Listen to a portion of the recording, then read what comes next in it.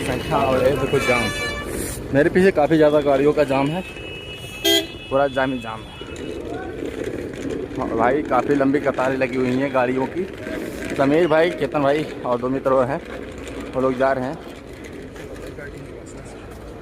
और पीछे मैं और दिखाता हूँ आप लोगों को फुल ब्लॉग वीडियो। तो फुल ब्लॉग वीडियो बनेगा और जनसंख्या की बात नहीं देखिए। अब इतनी जनसंख्या है, गाड़ी के तार ख़त्म नहीं हो रहा है, लाइन में हुई है गाड़ियों का। ये देखिए, और ये है वादियों के बीच में बना हुआ ये बाबा का दरबार। भाई आप लोगों को दिखाते हैं। और इसलिए ये देखिए चारों तरफ ये गाड़ियों की कतारें लगी हुई हैं रोड तक। और वो रहा बाबा का दरबार और वो रहा वादियाँ, चारों तरफ से वादियाँ है, बड़े बड़े पेड़, बड़े बड़े झरने।